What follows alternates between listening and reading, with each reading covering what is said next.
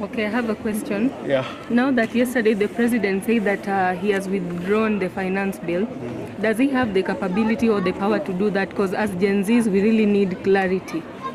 You know, the president cannot withdraw. The constitution does not give him powers to withdraw.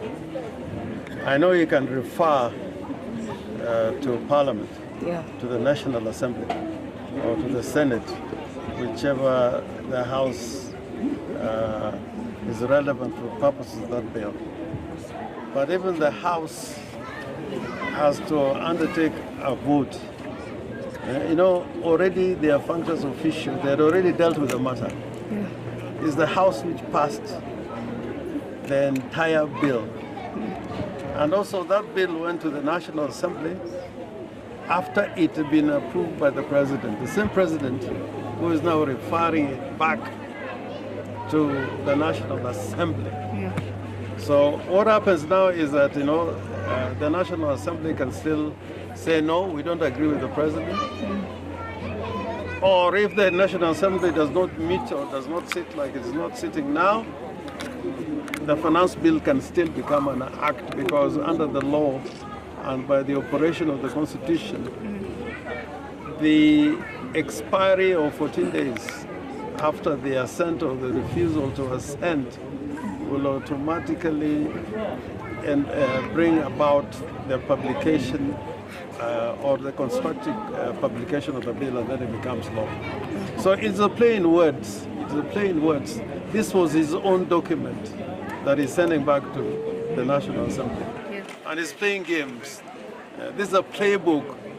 You make a mistake yourself from the beginning, and then you pretend to transfer that mistake to the National Assembly. I think he should have apologized. If he was speaking truth to the nation, he should have told Kenya, the first thing he should have said, I am sorry. I brought about this law that was going to tax you. And because of that mistake that I made, and now I want to seek to amend the bill or bring it afresh. And the second thing you should have done, you should have collected statements or signatures from all the members of the National Assembly, because some of them may not agree with him. So there's a play, a political play at work. Secondly, he said he has listened. People have died. He has not apologized for causing those deaths. By last night, if you add the people who have died in Kudurai, I think we are talking about more than 200 people who have been killed. More than 200 people. Even in Gaza, where there's a hot war, if you take into account the bombs that are hitting Gaza every day, on a daily basis, for them to have a count of 200 people dead is not easy. But here in Kenya, the police can kill 200 people and we just wake up and say, everything is all right. My stand is that where we have reached, and if President Ruto was really listening to the people of Kenya, the voice of the people, because this is in Kenya, the whole of Kenya, he should have resigned, not just him, but his entire government should have resigned. And you know, there will be no vacuum, because if there is no president, if there is no deputy president, if there is no speaker, the Chief Justice can still take responsibility until the time we have an election.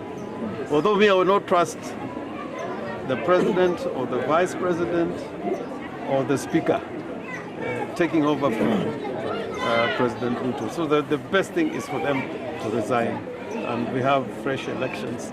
And if that cannot happen, the people of Kenya, by the powers conferred on the people of Kenya by Article 1 of the Constitution, you don't have to wait until 2027. You don't have to wait until 2027.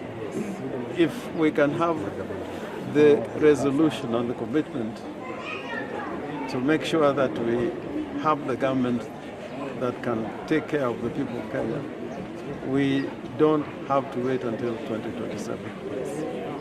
And it can happen within the framework of the current constitution. We are not saying that, you have to undertake an unconstitutional and illegal process. So that will be my position for the moment. Labda swali la mwisho. Yeah. Tumemwona Rigathi Gachagua ambaye ni deputy president jana katika hotuba yake akidai kwamba Haji anafaa resign, anafaa kuwa responsible kwa maafa ambayo yalifanyika kule Githurai. Je, kama viongozi wa upinzani mnafanya nini kuhakikisha kwamba familia zile zinapata haki? Unajua kwamba serikali ya Kenya, polisi wa Kenya wamewaua hawa watoto wetu.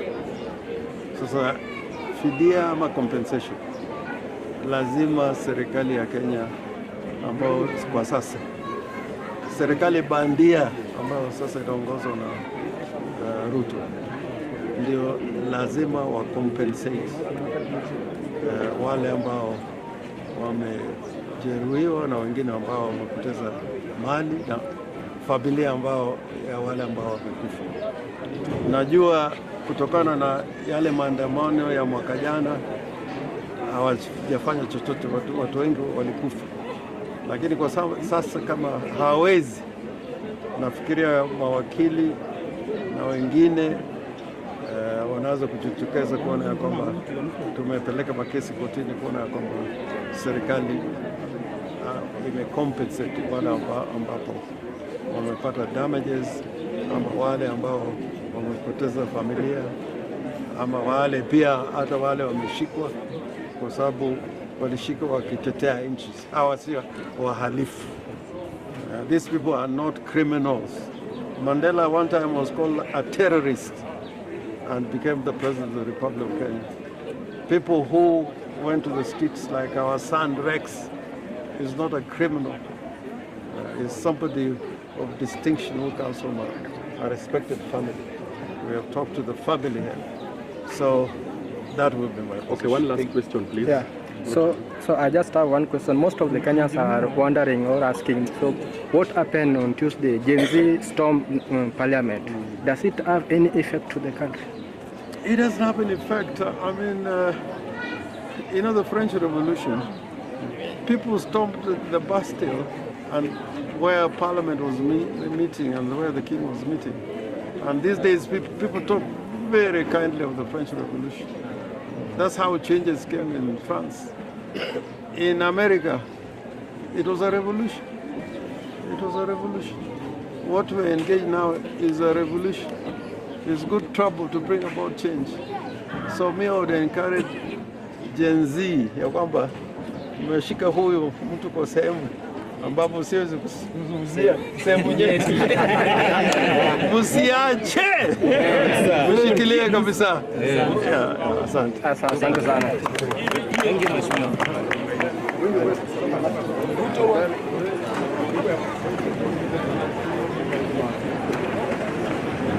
Basi.